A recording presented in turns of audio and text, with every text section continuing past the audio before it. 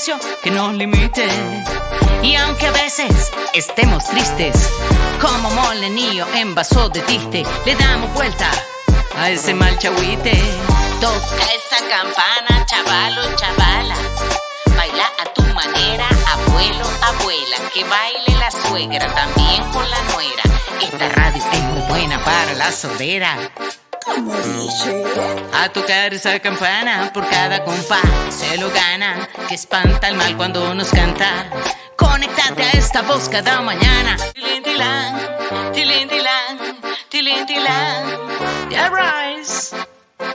Conéctate a esta voz cada mañana. El colectivo de mujeres de Matagalpa presenta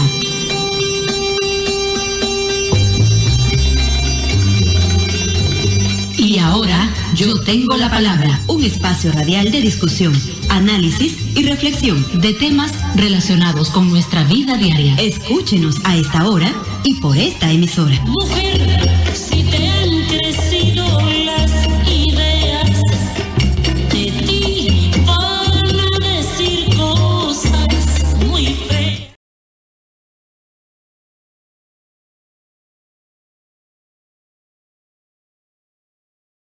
Hola, hola, hola, hola, muy buenas tardes, muy buenos días, muy buenas noches para toda la gente que nos está escuchando una vez más Y ahora yo tengo la palabra, hoy con unas caras un poco más cambiadas, porque Argentina hoy no nos acompaña, le mandamos un gran saludo, no puede estar aquí, así que vamos platicando entre nosotras, así. Y ahora yo tengo la palabra, la hemos tomado. Hola Ana, ¿cómo estás? Hola. Estar hoy en el programa. Hola, muchas gracias por dar los espacios para acordarse siempre de este tema tan importante que son la niñez y cómo podemos como personas adultas acompañar de la mejor forma y no dañarlos con actuaciones o comentarios o clasificaciones que les hagamos. Gracias, Bea, por estar aquí animando este programa y también el hecho de invitar a la audiencia que nos pueda escribir, que pueda mandar sus comentarios, que pueden escribir al WhatsApp. Aquí al WhatsApp de Nicaragua, 57 78 72 67. 57 78 72 67 es el WhatsApp donde usted puede escribir de manera anónima para que podamos, porque como dijimos al inicio, y ahora yo tengo la palabra, esto va a ser una plática sobre problemas de comportamiento en la niñez. ¿Qué hacer? Puede seguir también este programa por las redes sociales de Radio Voz y opinar por ahí también, que vamos a compartir sus comentarios en ese programa de radio que va a ser, como ya dijimos, una plática. A ver, cuando escucho yo problemas de comportamiento en la niñez, siempre pienso problemas de comportamiento de las personas adultas, ¿verdad? Porque a veces se ve unos ejemplos que uno dice lo menos que pueden hacer los niños y las niñas es tener un comportamiento un poco disparado, ¿no? El comportamiento, digamos, tiene muchos aspectos, es una palabra muy grande. Todas conocemos esa palabra cuando dices, pórtate bien, no te estés portando bien, mal, ¿no? Y ese portate bien y ese portate mal tiene muchos colores, ¿no? La mayor parte se mueve en el ámbito social, ¿no? Una niña se debe portar así, un niño se debe portar así. En este espacio uno se tiene que comportar así, en el otro espacio uno se tiene que comportar así. La mayoría de los comportamientos están en este espacio, digamos, social. Otra parte está cuando ya se convierte en un problema, ¿no? Cuando sentimos que, por ejemplo, en la escuela una clase no se puede desarrollar con tranquilidad porque siempre hay ese comportamiento de interrupción o de problema, o dentro de la familia hay comportamientos que no permitan un buen funcionamiento. Y por último, hay como ese comportamiento cuando ya se convierte en un problema o en un diagnóstico neurológico psicológico. ¿Cómo lo ves vos eso? Para ir como ya un poco delimitando ese gran tema del comportamiento en la niñez. Bueno, has hecho una amplia exposición. Pienso que son lo que tenemos que atender más es a no etiquetar sin saber realmente qué es lo que está ocurriendo. Hay muchas veces que el problema hacia una niña, un niño o un niñe es que se le va diciendo, es que te portas mal, es que me han llamado de la escuela porque te portas mal, es que eres muy necio, y se le va repitiendo y se le va repitiendo. Esto es una conducta que hace daño y que se tiene que ver por los por qué una niña o un niño tienen un comportamiento específico, pero también la mirada de las personas adultas que están alrededor de esta niña, de este niño o de este niña, de cuáles son sus parámetros para valorar y para decir te portas mal o te portas bien. La sociedad, esta sociedad que hemos hecho, cada vez más cerrada, cada vez menos potenciadora de la creatividad, cada vez un discurso único, un discurso muy vertical que te quiere poner dentro de tu cabeza lo que debe de ser y lo que no debe de ser. Esto hace ya adultas y adultos que están en una sociedad con miedo, con falta de poder tener y expresar sus propias ideas, con un montón de bloqueos, que esto se va transmitiendo a la niñez.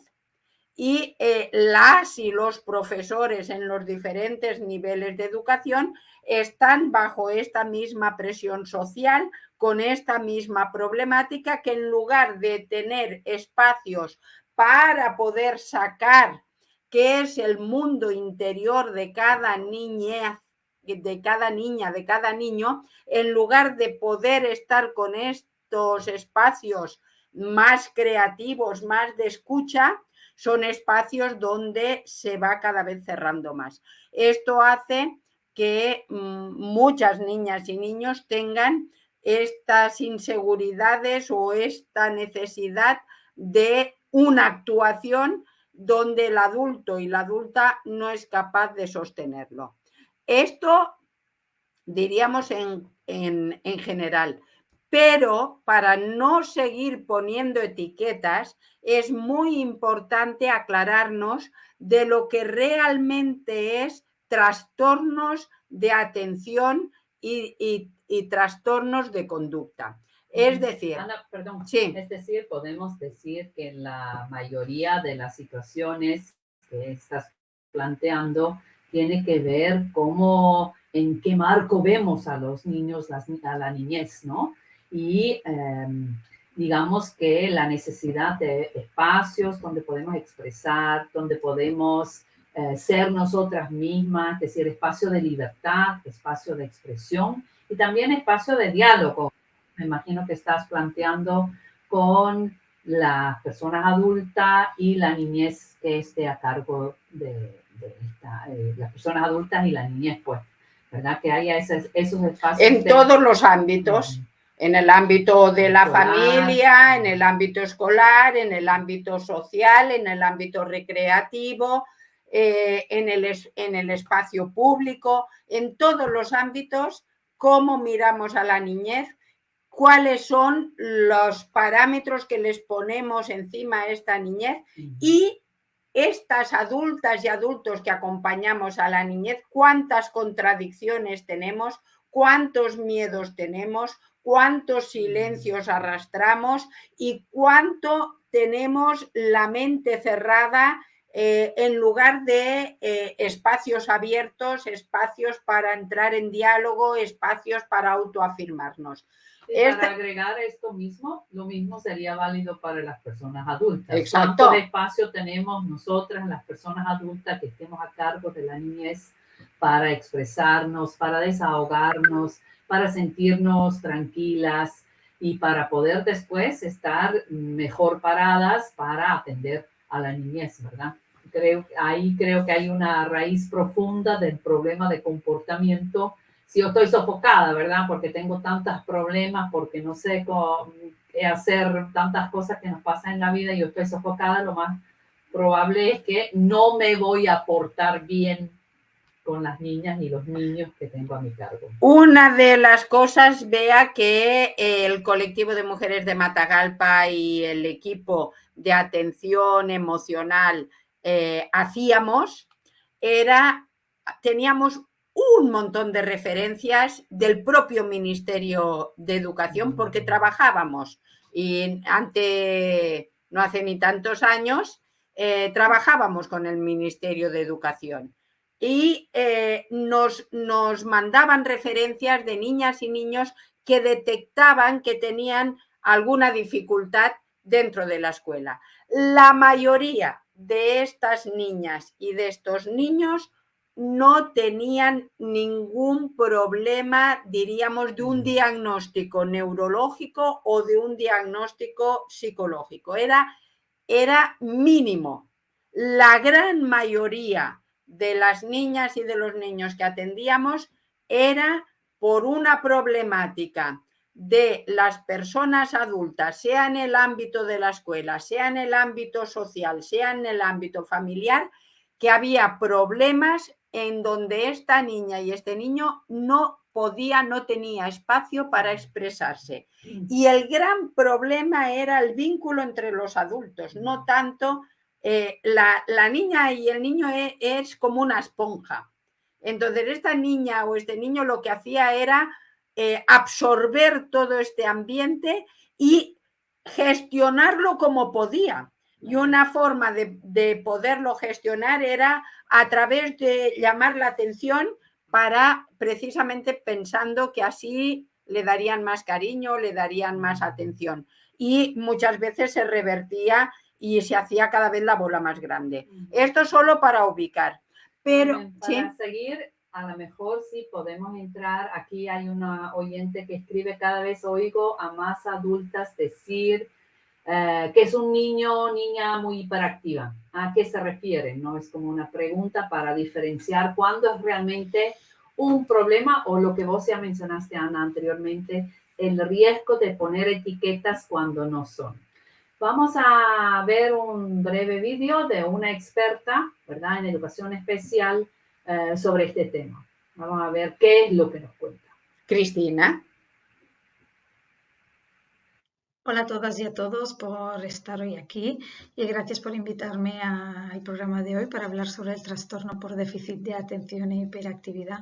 Podríamos estar muchísimo rato hablando de ello, pero bueno, vamos a intentarlo ser lo más breves para poder entender qué es eso, qué es el TDAH, una palabra que cada vez nos suena más, hay más diagnósticos, hay más niños y niñas diagnosticadas y también últimamente hablamos de hiperactividad y de déficit de atención de una forma muy ligera a niños y niñas que quizá tienen otras problemáticas, pero precisamente no tienen un diagnóstico de TDAH.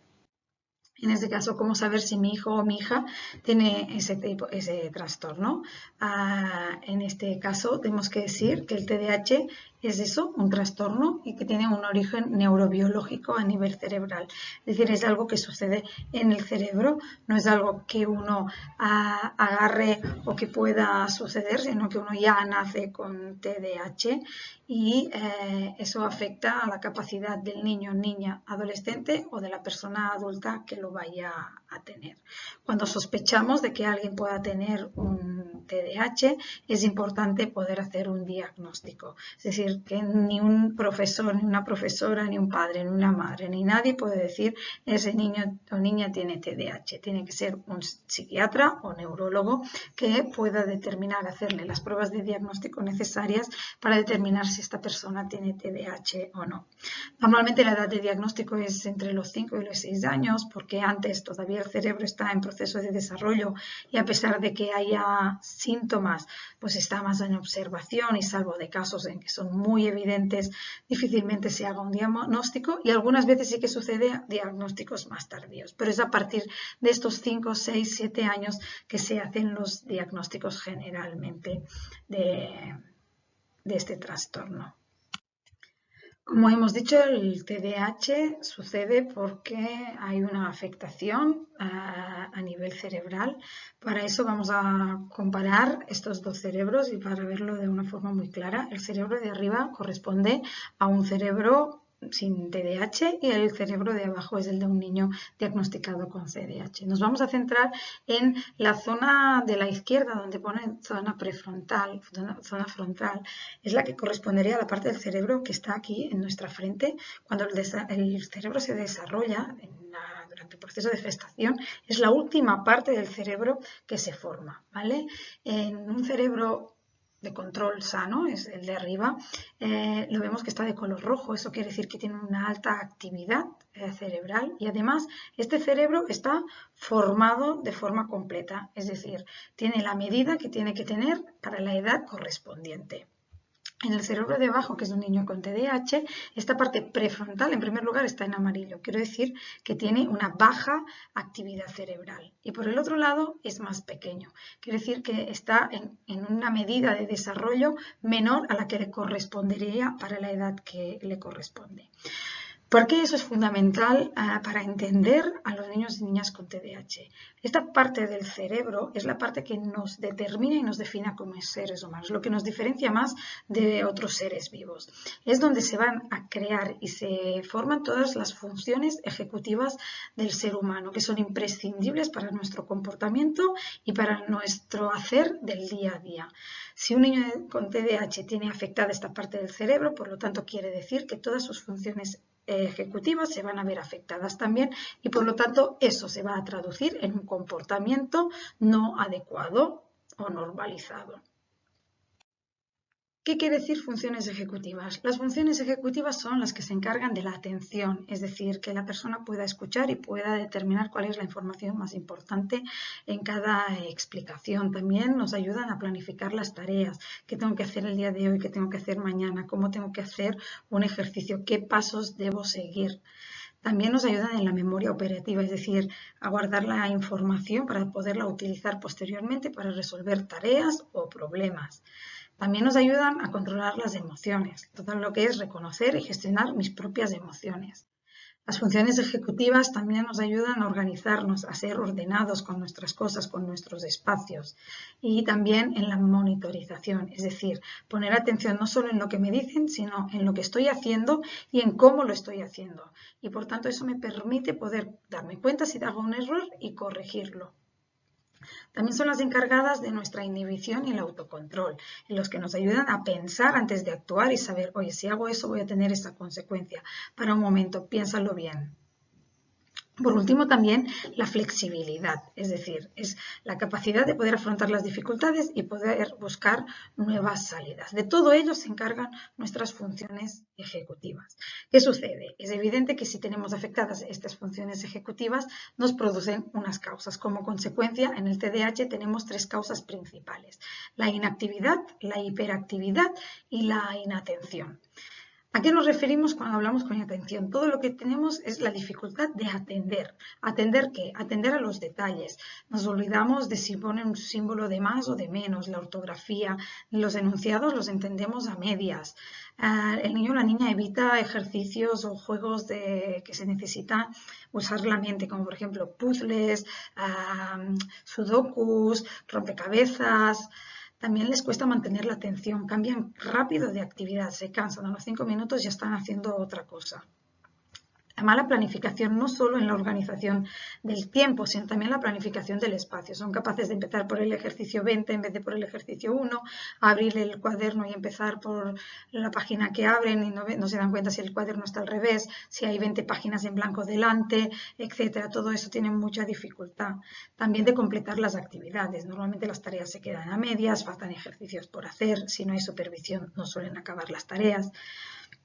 da la sensación que no escuchen. Como tienen dificultad en la atención, se quedan con la información a medias. Y el adulto o la adulta que está al lado tiene que repetir constantemente las indicaciones y te da la sensación que no nos están escuchando. Pierde las cosas. Cuando uno se olvida el material en casa, se lo olvida en la escuela. Pierde el bolígrafo, la calculadora, se ha dejado algo en un lugar y ya no sabe dónde está. Es como descuidado con sus cosas. Y también tiene muchas distracciones. Si pasa una mosca, se distrae con la mosca. Si hay ruido alrededor, pues deja de escuchar y está atento a otras cosas. Y a la vez, muchas veces, pues su mente se va a otros lugares, a lo que hará en la tarde, a lo que hará el fin de semana. Deja de escuchar al profesor o profesora o al padre o la madre que le están hablando. El segundo síntoma ya hemos dicho que es la hiperactividad. La hiperactividad se caracterizaría por moverse constantemente de la silla, no puede estar quieto, hacer ruidos, mueve todas las manos, los pies, hace golpes con el bolígrafo, se levanta en momentos que no toca, sin pedir permiso en medio de la clase, o en el cine o en el teatro, en lugares donde no se tendría que levantar, corre, constantemente se mueve, se pone en situaciones de peligro, eso hace que tenga como muchos más accidentes. Es muy ruidoso, habla alto, juega haciendo ruidos con las cosas y además también habla muy rápido, le cuesta que se les entienda por la velocidad en la que hablan y después también por la estructuración de las ideas que les cuesta mucho. Y por último, el tercer síntoma es la impulsividad. Dentro de la impulsividad nos encontramos con la dificultad de pensar antes de actuar y por lo tanto muchas veces dicen algo o hacen alguna cosa que aun y sabiendo que está mal, la hacen sin pensar y una vez se dan cuenta ya es tarde. También tienen dificultad de esperar su turno, quieren siempre los primeros, no tienen paciencia para esperar, además quieren siempre ganar. Y por último, están haciendo constantemente interrupciones. En medio de la clase interrumpen para decir cualquier tontería, sin pedir permiso. También interrumpen al padre o a la madre cuando está hablando, pues porque se encuentra alguien en la calle o está atendiendo al teléfono o alguna cosa. Interrumpen constantemente las conversaciones de los demás. Es importante, una vez tenemos claro que nuestro hijo, nuestra hija o algún alumno en el aula tiene muchos de estos síntomas, ya sean de inactividad, de hiperactividad, de inatención o incluso de una mezcla de todos, es importante que podamos derivarlo a los servicios pertinentes para que le puedan hacer un diagnóstico lo antes posible. El tratamiento que se suele establecer para el tratamiento del TDAH.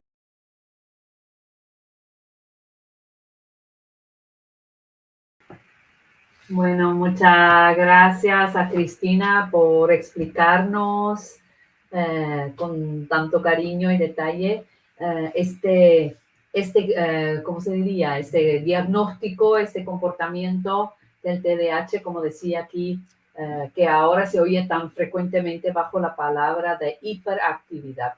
Si yo escucho eso, Ana, yo diría que conozco bastante gente que tiene eso. ¿Qué es lo que es la diferencia entre, digamos, de la parte que es meramente de comportamiento y cuando es realmente una afectación neurológica, como dice la Cristina, ¿verdad? Que realmente es una cosa en el cerebro.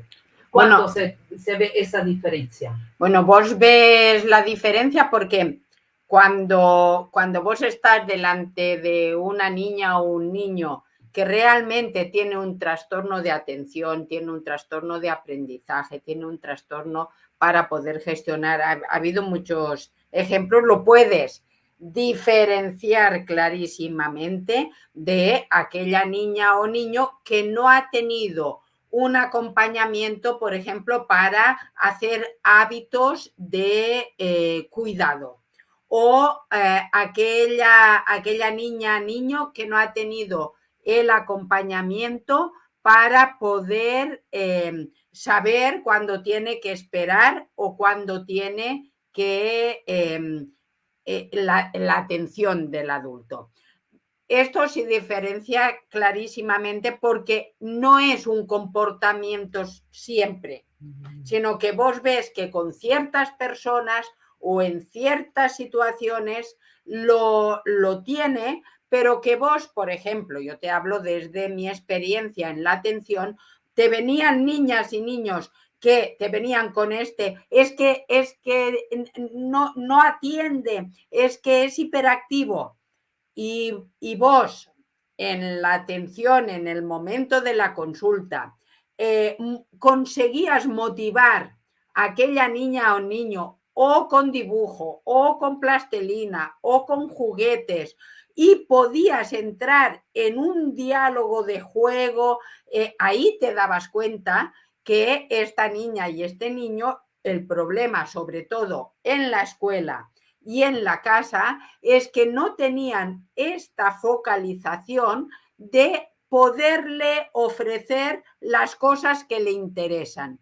Entonces vos te dabas cuenta y podías con toda tranquilidad decirle a la familia las pautas para poder acompañar a esta niña y a este niño, y no era ningún trastorno neurológico ni psicológico o psiquiátrico, como explicaba la Cristina en el vídeo tan fantástico que nos ha hecho.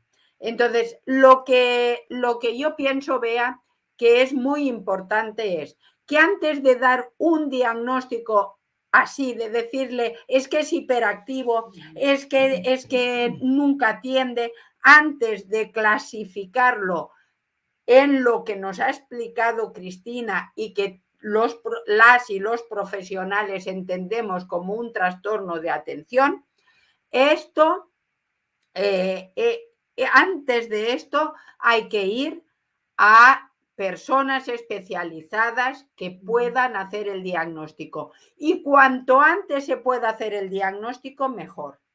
¿Qué es lo que pasa? Esto es una gran pérdida para Matagalpa, porque el colectivo de mujeres de Matagalpa hacía estas valoraciones totalmente gratuitas, acompañaba a los familiares en el núcleo familiar y a las maestras y a los maestros con informes que dábamos de decir a este niño vale la pena esto, o hacíamos referencia y apoyábamos económicamente a las personas con escasos recursos para poder tener un diagnóstico de personal especializado, que es en la parte privada de la atención.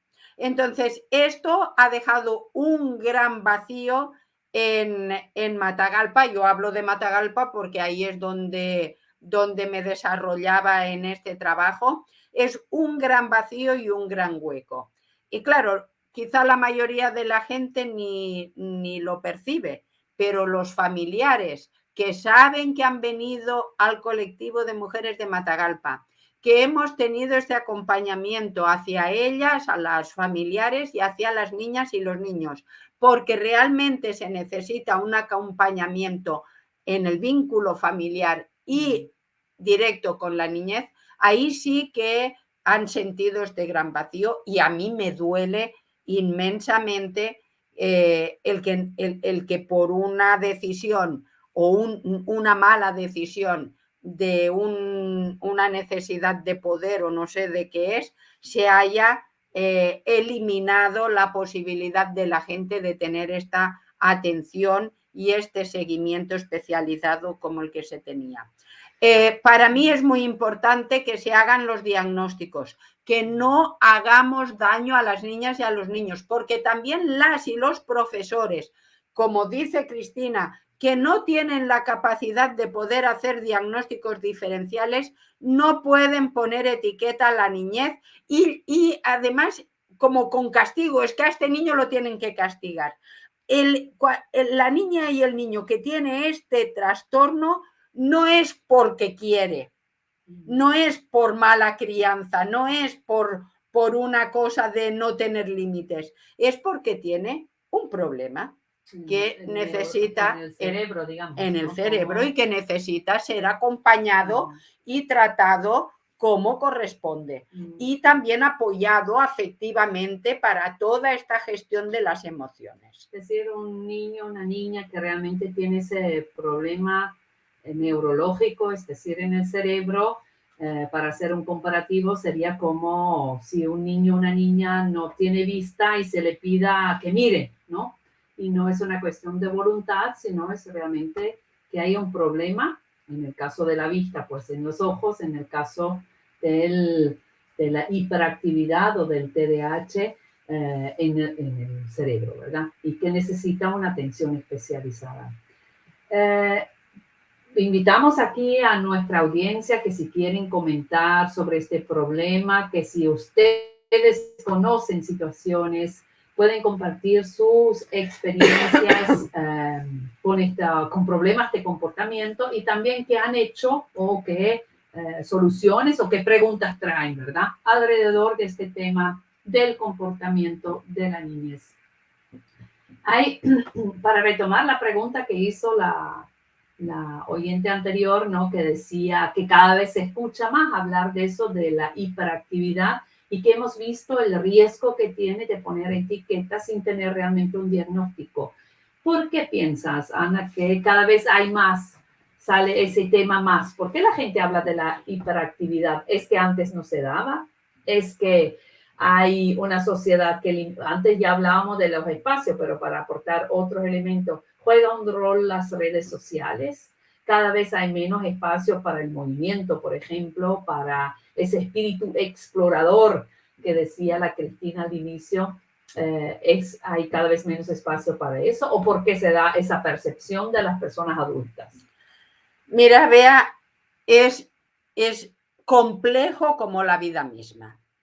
Yo siento que las sociedades han cambiado desde hace muchos años. Hemos perdido el vínculo con la naturaleza.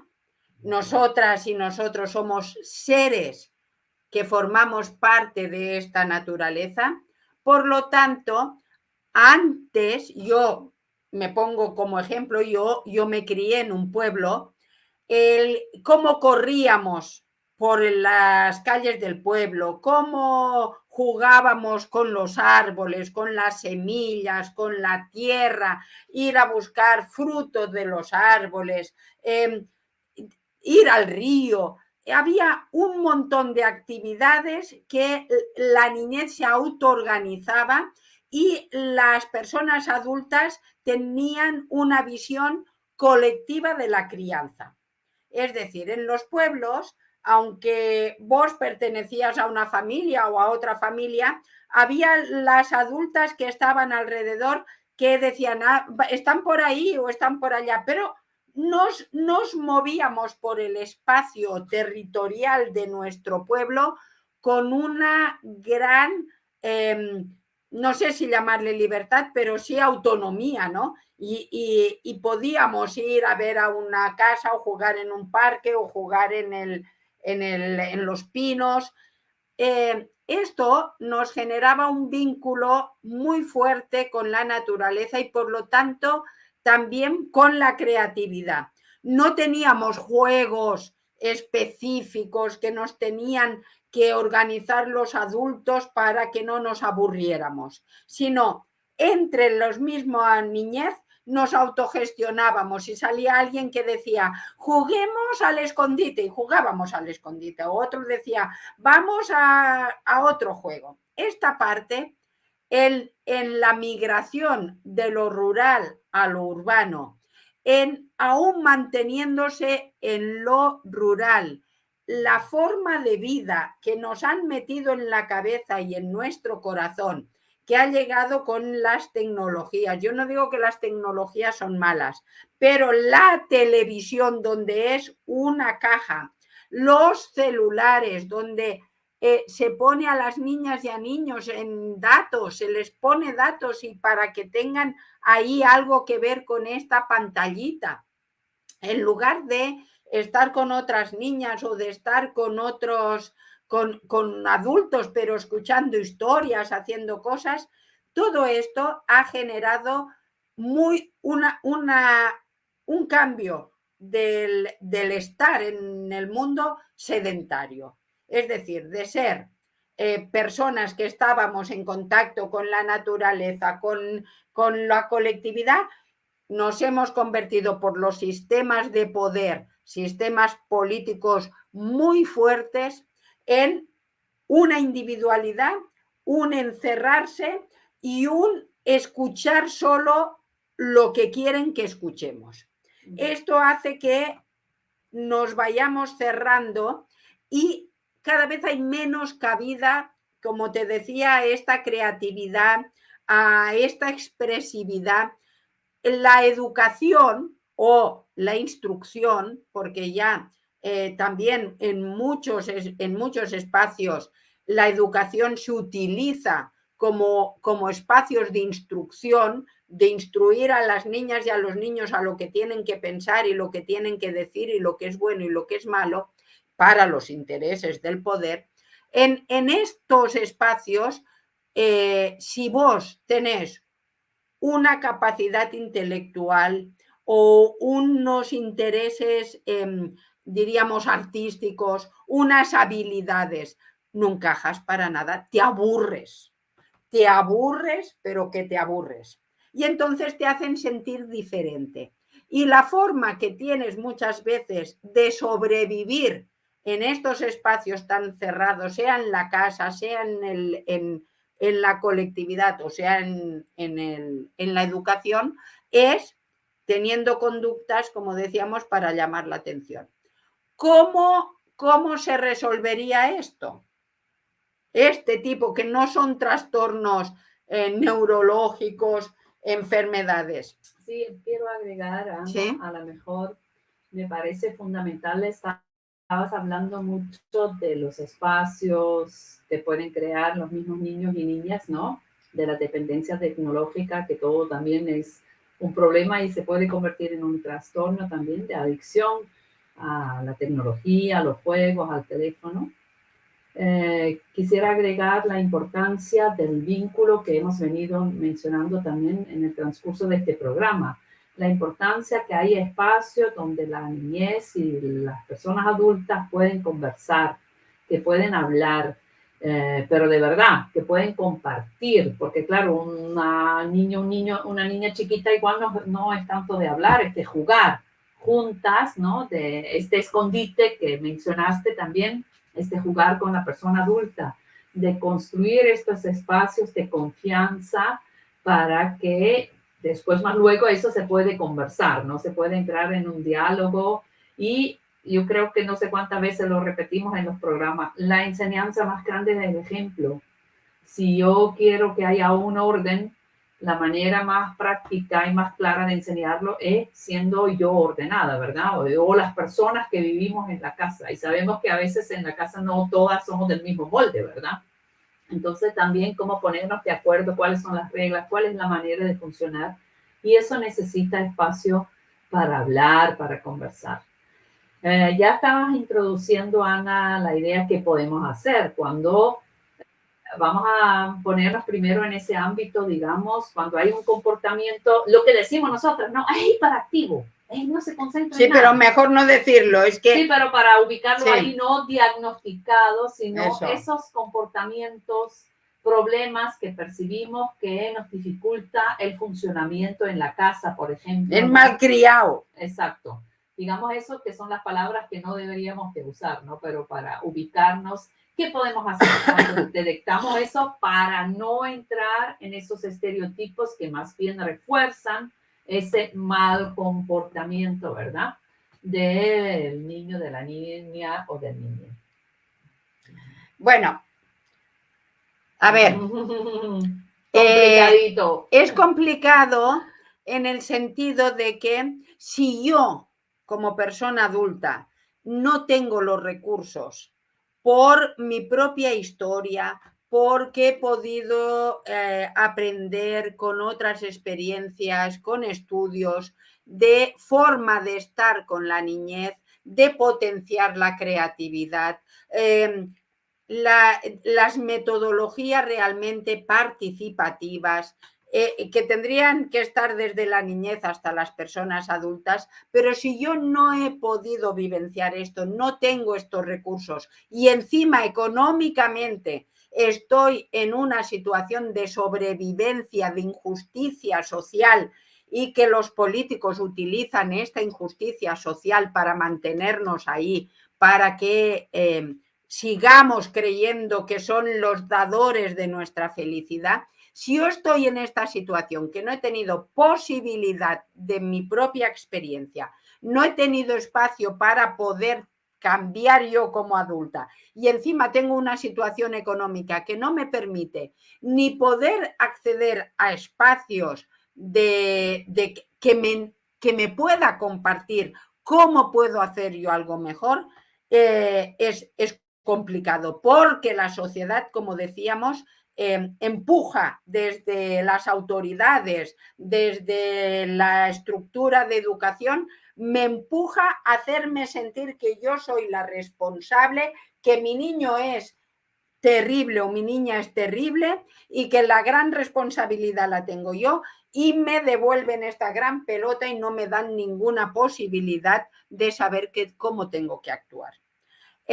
Ante esta realidad, sobre todo de las personas que injustamente son empobrecidas, en el colectivo teníamos espacios de encuentro con madres, padres y niñez para, por un lado y por el otro, entrar en este diálogo y también poder vaciar cuáles son las inquietudes que yo tengo. También entramos en diálogo con maestras y maestros para poder apoyar en esta otra forma de poder hacer un espacio en las escuelas que sea atractivo, un espacio donde el aprender sea con interés, con curiosidad, pero no porque me dicen que tengo que repetir 200 veces una misma frase. Esto es aburrido para todo el mundo, y sino que lo prueben los mismos que lo orientan.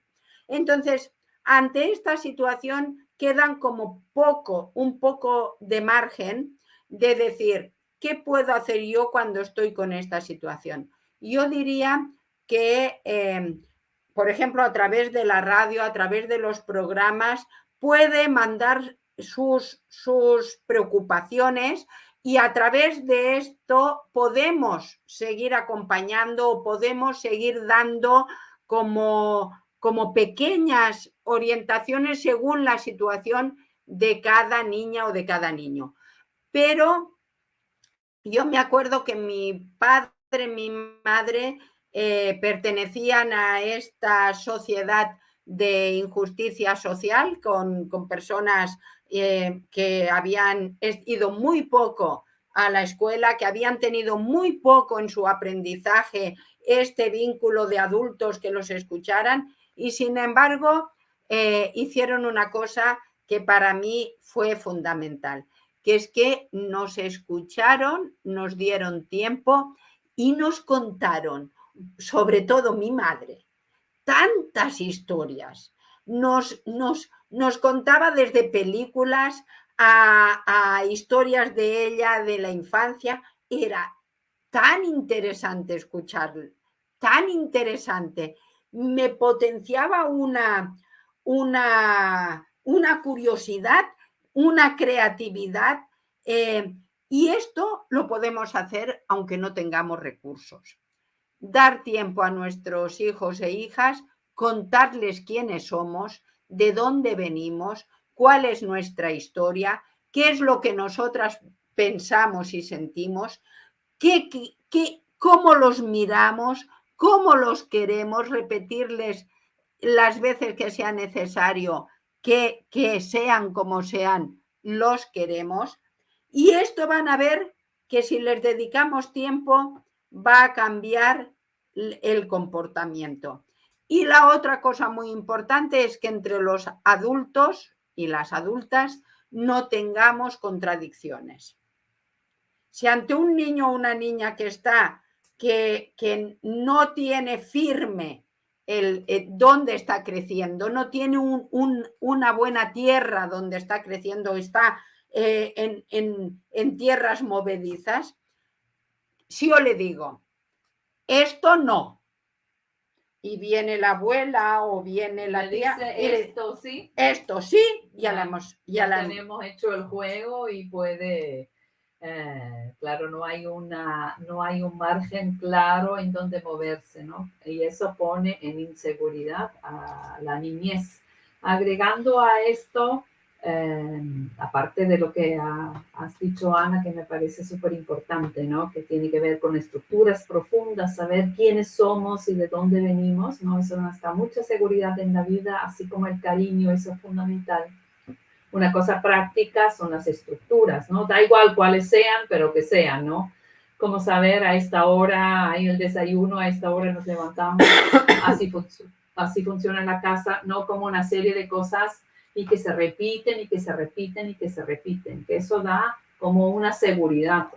Sabemos que eso es muy difícil en un contexto donde hay tanta incertidumbre, ¿no? Y eso dificulta sostener estructuras y eso también siente evidentemente la niñez, aunque nunca les mencionemos ninguna palabra sobre las preocupaciones que tenemos como personas adultas. Eso Pero es sí lo esponjas. sienten, sí.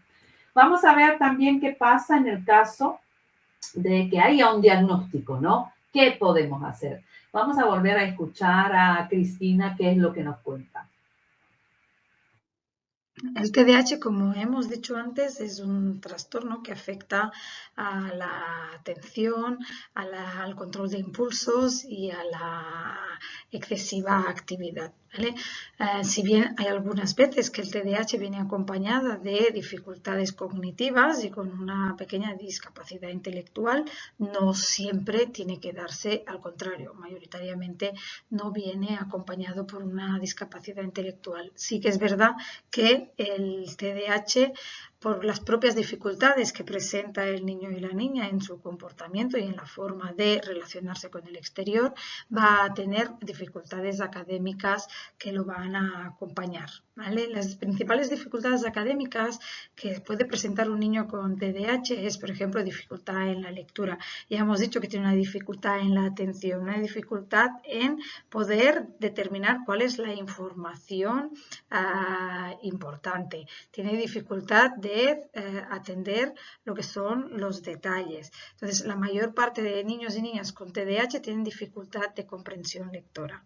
A la vez, si un alumno tiene dificultad de comprensión lectora, se va a ver afectadas todas aquellas materias en las que haya mucho contenido escrito que tengan que leer, que tengan que memorizar, que tengan que resumir, que tengan que sintetizar, y por lo tanto les va a afectar probablemente en su rendimiento académico, no solo en la área de lengua, sino en otras materias en las que la comprensión lectora y la escritura sea importante. También van a tener, como hablaba, dificultad de la escritura. Dificultad de la escritura en diferentes sentidos. La propia impulsividad que tienen hace que tengan, que escriban muy rápido, por lo tanto, mayormente tendrán mala letra, hojas en sucio, poco ordenadas, en las que está, bueno, eso, un poco estructurado en el espacio, pero también estructuración de ideas a la hora de escribir.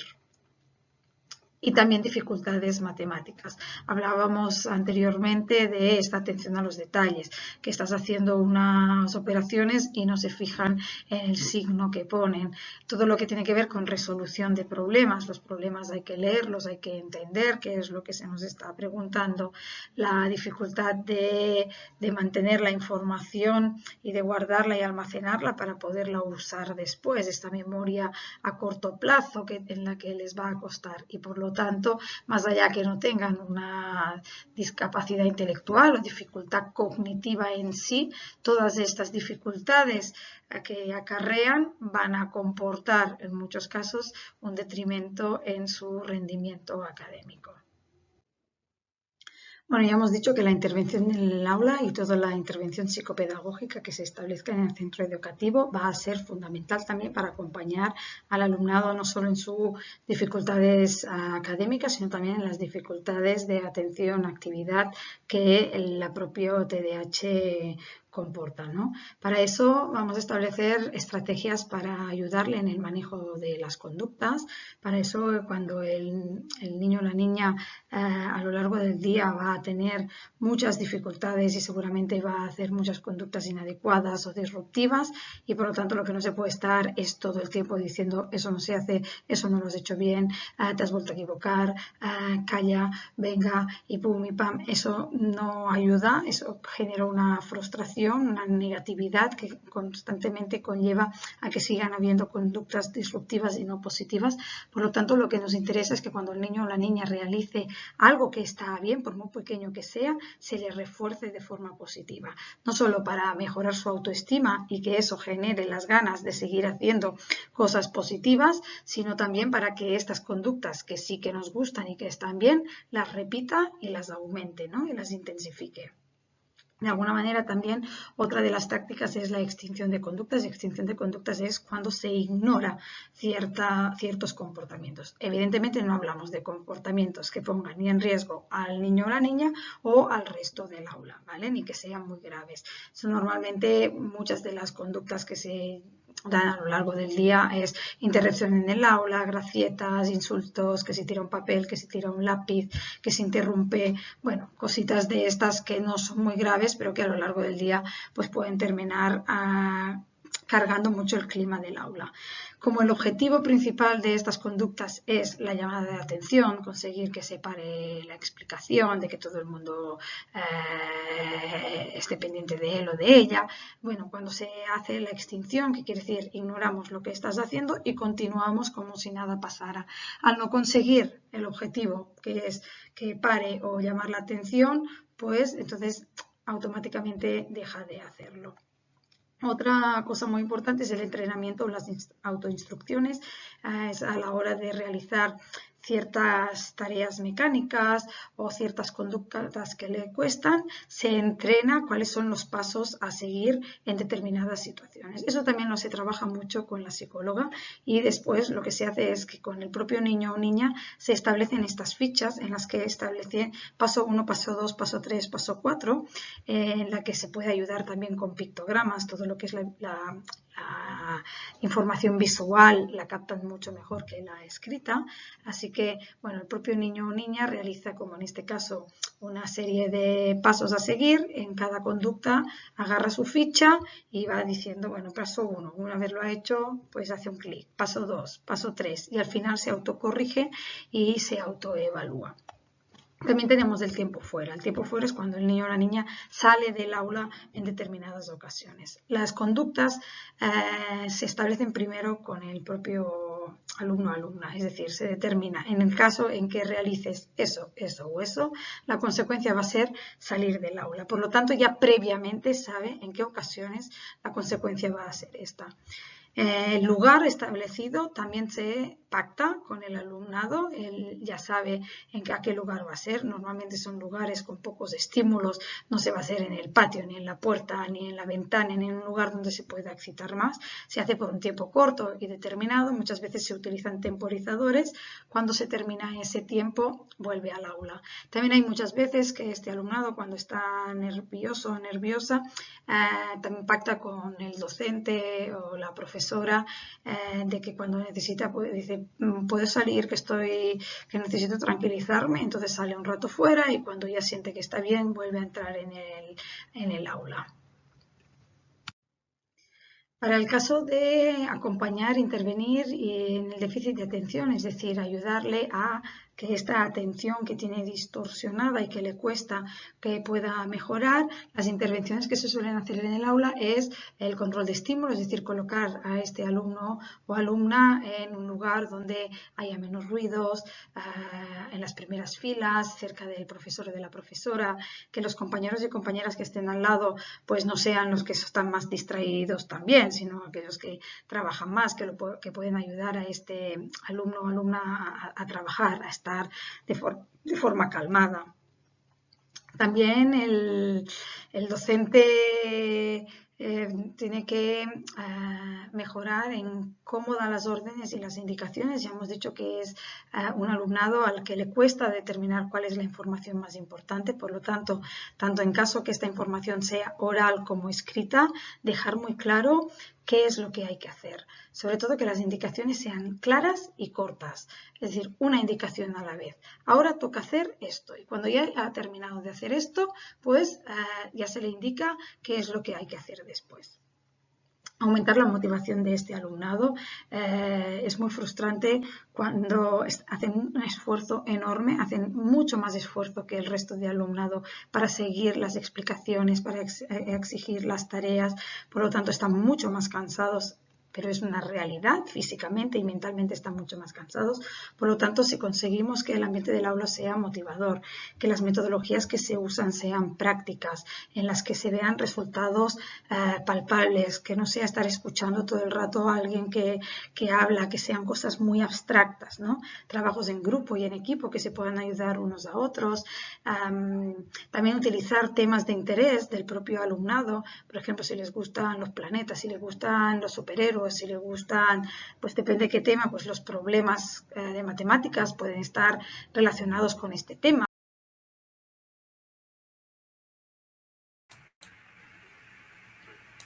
Muchas gracias por estas explicaciones que podemos hacer. Estaba hablando Cristina, ¿verdad?, en relación a niñez diagnosticados de TDAH, pero la verdad es que hay muchas de estas recomendaciones que son válidas también para niñas y niños que no tienen un diagnóstico y que nos ayuda pues a mejorar, digamos, el comportamiento y hasta nuestra eficiencia, para decir así. Ana, ya vamos cerrando este programa con las conclusiones.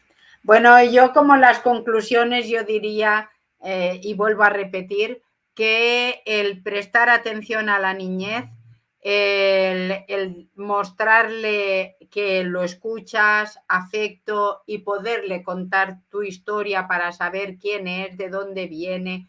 Esto es súper importante, contar, hablar, buscar espacios en común. Y después la otra cosa que decías tú, que es la lógica del adulto. Si yo quiero que no grite, no grito yo. Si yo quiero que haya orden, que tenga un orden, yo tengo un mínimo orden, aunque en la casa sea pequeña, con pocas cosas, pero tengo que yo tener un orden y hablar de este orden, ayudar, ¿no? Ayudar en esto. Y la tercera, no es que vaya en este orden, es decir, si yo veo que mi niña, mi niño realmente tiene un comportamiento y en la escuela y la familia y todo el mundo me está diciendo es insoportable, no hay quien lo aguante, que busquen ayuda.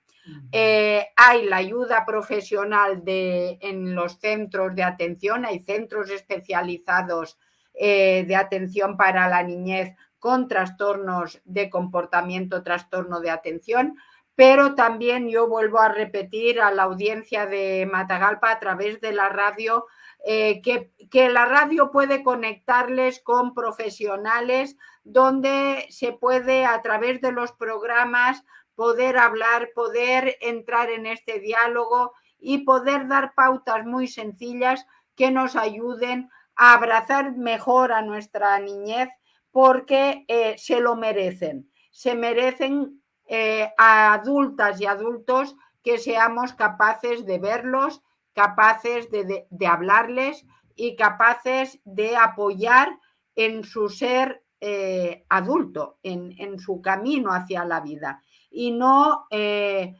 machacarles o no cerrarles todas las posibilidades que puedan tener. Hemos visto en este programa que los problemas de comportamiento son muy amplios. Hemos profundizado en el tema del TDAH, el famoso trastorno de atención y de hiperactividad que está muy de moda, que es una dificultad, que es un problema neurológico, es decir, una enfermedad que si realmente es un diagnóstico, tiene que ser diagnosticado por profesionales, que no vale una palabra de un profesor, de una profesora, ni de un familiar, sino que realmente como cualquier enfermedad, tiene que ser un profesional, una profesional de la salud, en este caso de psiquiatría, psicología, que tiene que diagnosticar este trastorno.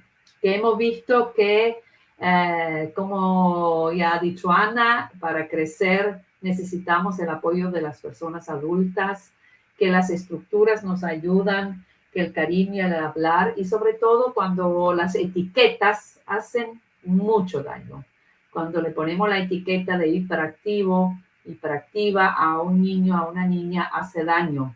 Y realmente tenemos que buscar esos comportamientos positivos que tiene la niñez para reforzar lo que queremos que hagan y no solamente señalar lo que hacen mal.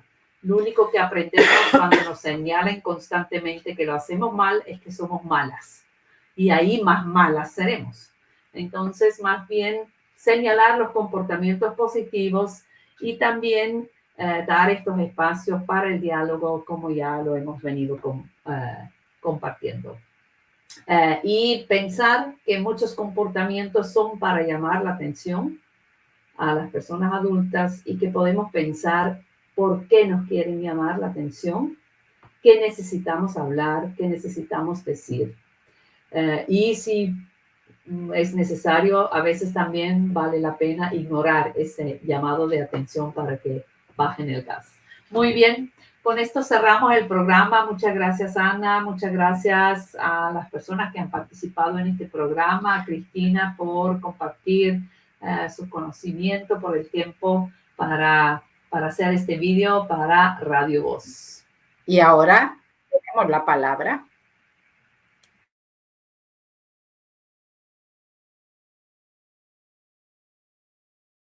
El colectivo de mujeres de Matagalpa presenta